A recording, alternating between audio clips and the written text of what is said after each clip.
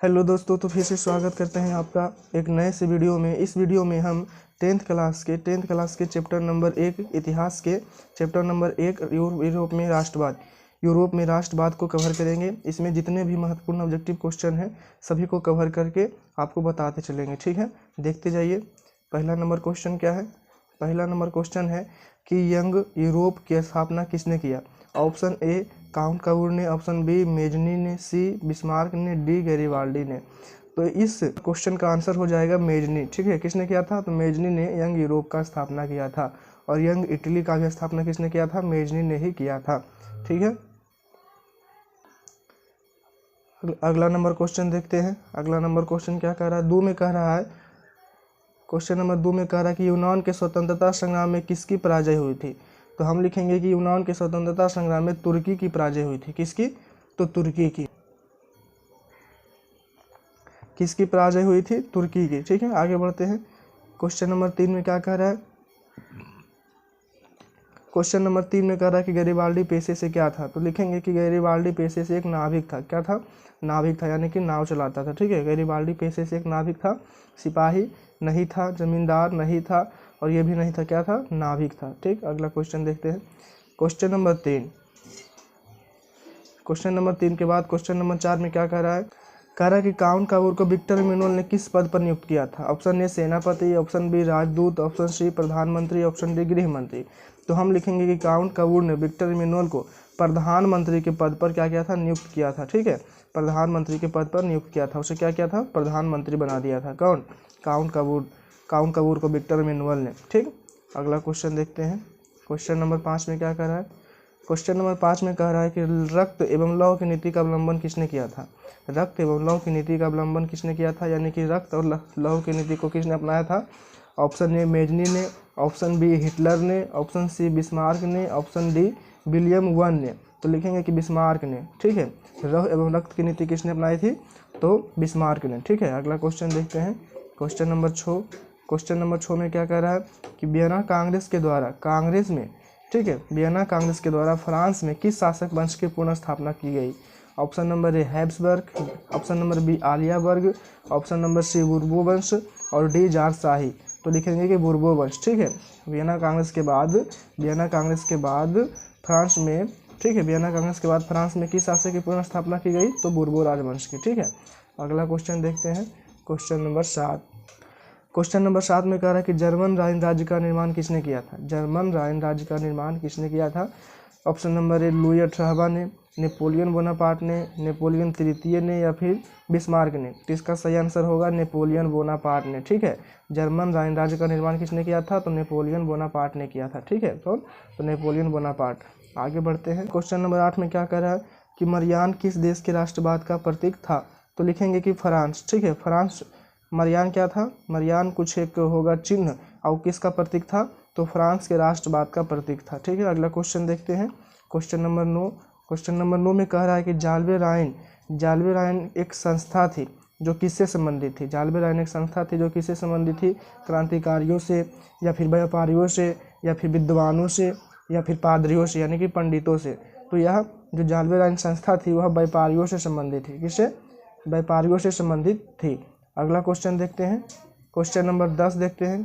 Question number 10 में कह रहा है कि जब फ्रांस छींकता है तो पूरे यूरोप को सर्दी जुकाम हो जाता है। यह कथन किसका है? क्या कह रहा है? जब फ्रांस छींकता है तो पूरे यूरोप को सर्दी जुकाम हो जाता है। यह कथन किसका है? तो यह कथन मेटरनिख का है। किसका कथन है? मेटरनिख का। अगला क्वेश्चन देखते हैं। क्वेश्चन नंबर 11 में क्या कह रहा है कि नेपोलियन संहिता किस वर्ष लागू की गई? नेपोलियन संहिता किस वर्ष लागू की गई? तो इसका आंसर हो जाएगा 1804 ईस्वी में। इसका आंसर क्या हो जाएगा? 1804 ईस्वी में। ठीक है, आगे बढ़ते हैं। अगला नंबर क्वेश्चन क्या है? अगला क्वेश्चन नंबर 12 में कह रहा है कि वियना सम्मेलन किस वर्ष आयोजित हुआ था? वियना सम्मेलन, या फिर उसी को क्या कहते हैं? वियना कांग्रेस, किस वर्ष आयोजित हुआ था? Option number a 1815, option number b 1820, option number c 1830, option number d 1848। तो लिखेंगे 1815 ईस्वी में, जब नेपोलियन बोनापार्ट को कैदी बना लिया गया था 1815 ईस्वी में। और उसी समय क्या हुआ था? वियना सम्मेलन या फिर वियना कांग्रेस हुआ था। ठीक है, अगला क्वेश्चन देखते हैं। क्वेश्चन नंबर 13 में कह रहा है कि इटली एवं जर्मनी वर्तमान में किस महाद्वीप के अंतर्गत आते हैं? ये बहुत ही मोस्ट VVI है। ठीक है, ये VVI क्वेश्चन है, मतलब बार बार आते रहता है। ठीक है, इसका आंसर क्या हो जाएगा, यूरोप महादेश में। ठीक है, यूरोप महादेश में या फिर महाद्वीप में। ठीक है, यूरोप महादेश या फिर महाद्वीप में क्या आता है, इटली और जर्मनी आता है। ठीक है, अगला क्वेश्चन देखते हैं, क्वेश्चन नंबर 14। क्वेश्चन नंबर 14 में कह रहा है कि लाल कुर्ती नामक सैन्य दल का गठन किसने किया था। लाल कुर्ती नामक सैन्य दल का गठन किसने किया था, तो लिखेंगे कि लाल कुर्ती नामक सैन्य दल का गठन गैरीबाल्डी ने किया था। कौन किया था, गैरीबाल्डी ने। अगला क्वेश्चन नंबर देखते हैं 15। क्वेश्चन नंबर 15 में क्या कह रहा है, क्वेश्चन नंबर 15 में कह रहा है कि फ्रैंकफर्ट की संधि किस वर्ष हुई थी। फ्रैंकफर्ट की संधि किस वर्ष हुई थी, तो इसका आंसर क्या हो जाएगा, इसका आंसर होगा 1871 ईस्वी में। ठीक है, फ्रैंकफर्ट की संधि कब हुई थी, 1871 ईस्वी में हुई थी। ठीक, अगला क्वेश्चन देखते हैं, क्वेश्चन नंबर 16। क्वेश्चन नंबर 16 में कह रहा है कि सीडान का युद्ध किन दो देशों के बीच हुआ था। सीडान का जो युद्ध था वो किन दो देशों के बीच हुआ था, तो फ्रांस और प्रसा के बीच। ठीक है, फ्रांस और प्रसा के बीच सीडान का युद्ध हुआ था। ठीक है, याद रखिएगा। अगला नंबर क्वेश्चन देखते हैं 17। क्वेश्चन नंबर 17 में कह रहा है कि यूरोपीय सभ्यता का पालना किस देश को कहा जाता है। Option number a Italy, option number b France, option number c यूनान, ऑप्शन नंबर डी इंग्लैंड। तो हम लिखेंगे कि यूरोपीय सभ्यता का पालना यूनान देश को कहा जाता है। ठीक है, यूनान देश को कहा जाता है। ठीक है दोस्तों, आगे बढ़ते हैं। क्वेश्चन नंबर 17 के बाद क्वेश्चन नंबर 18 में क्या कह रहा है, क्वेश्चन नंबर 18 में कह रहा है कि इटली के एकीकरण का तलवार किसे कहा जाता है। इटली के एकीकरण का तलवार किसे कहा जाता है, तो इसका आंसर होगा गैरीबाल्डी। ठीक है, गैरीबाल्डी को इटली के एकीकरण का तलवार कहा जाता है। क्वेश्चन नंबर अगला देखते हैं, क्वेश्चन नंबर 19। क्वेश्चन नंबर 19 में क्या कह रहा है कि राष्ट्रवाद की आधुनिक अवधारणा का जन्म किस घटना से माना जाता है। ठीक है, राष्ट्रवाद के आधुनिक अवधारणा का जन्म किस घटना से माना जाता है, मतलब कि राष्ट्रवाद का जन्म किस घटना से हुआ, तो पुनर्जागरण काल से। ठीक है, पुनर्जागरण से क्या हुआ, आधुनिक राष्ट्रवाद का जन्म हुआ। ठीक है, अगला नंबर क्वेश्चन देखते हैं, क्वेश्चन नंबर 20। क्वेश्चन नंबर 20 में क्या कह रहा है, क्वेश्चन नंबर 20 में कह रहा है कि जर्मनी का एकीकरण किस वर्ष पूरा हुआ। जर्मनी का एकीकरण किस वर्ष पूरा हुआ, तो लिखेंगे 1871 ईस्वी में जर्मनी का एकीकरण पूरा हो गया। और इसी साल क्या हुआ था, इटली का भी एकीकरण पूरा हो गया था। ठीक है, इटली का भी एकीकरण इसी साल क्या हो गया था, पूरा हो गया था। ठीक है, अगला नंबर क्वेश्चन देखते हैं, क्वेश्चन नंबर 21। क्वेश्चन नंबर 21 में क्या कह रहा है कि हंगरी की राजधानी कहाँ थी। हंगरी की राजधानी कहाँ थी, तो बुडापेस्ट। बुडापेस्ट। ठीक है, हंगरी की राजधानी कहाँ थी, तो बुडापेस्ट थी। ठीक है, अगला क्वेश्चन नंबर देखते हैं, क्वेश्चन नंबर 22। क्वेश्चन नंबर 22 में क्या कह रहा है कि एंड्रिया नेपोल की संधि किस वर्ष हुई थी। एंड्रिया नेपोल की संधि किस वर्ष हुई थी, तो 1829 ईस्वी में। ठीक है, कब हुई थी, 1829 ईस्वी में हुई थी एंड्रिया नेपोल की संधि। अगला नंबर क्वेश्चन देखते हैं, क्वेश्चन नंबर 23। क्वेश्चन नंबर 23 में कह रहा है कार्बोनरी गुप्त संगठन की स्थापना किस वर्ष हुई थी।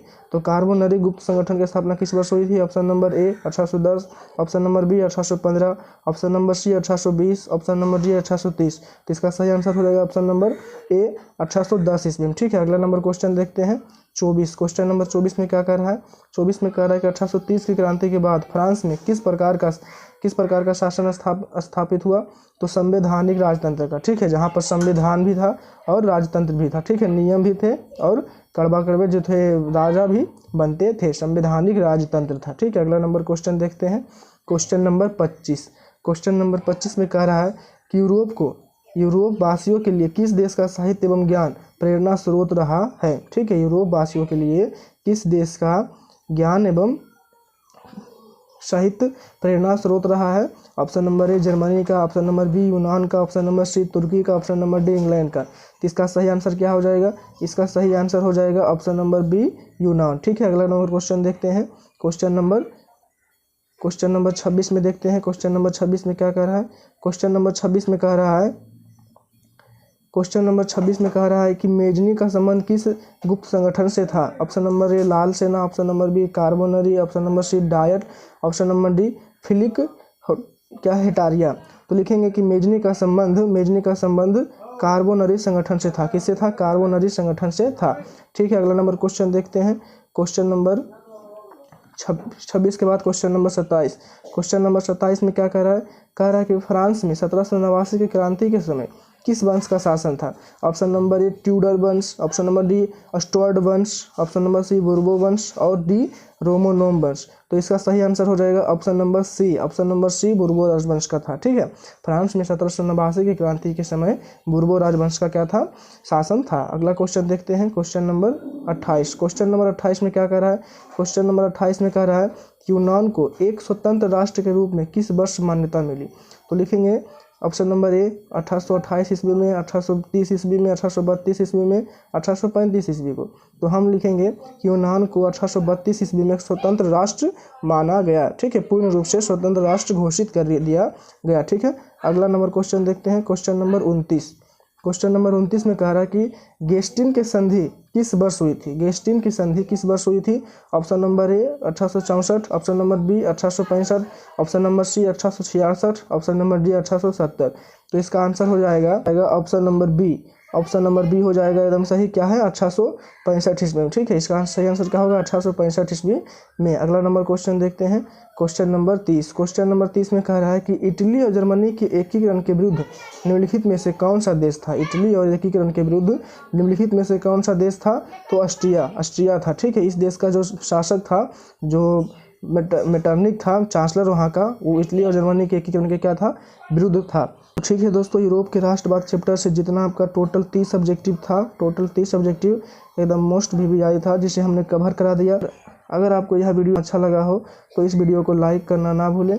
और दोस्तों, अगर इस पूरे ऑब्जेक्टिव के PDF को आप पाना चाहते हैं, इस पूरे ऑब्जेक्टिव के PDF को लेना चाहते हैं, तो आप कमेंट कर दीजिएगा। अगर इस वीडियो पर कम से कम 100 कमेंट आ गए तो हम इस वीडियो का जो PDF होता है वो हम डिस्क्रिप्शन में डाल देंगे और आप लोग इसे डाउनलोड कर सकते हैं एकदम आराम से।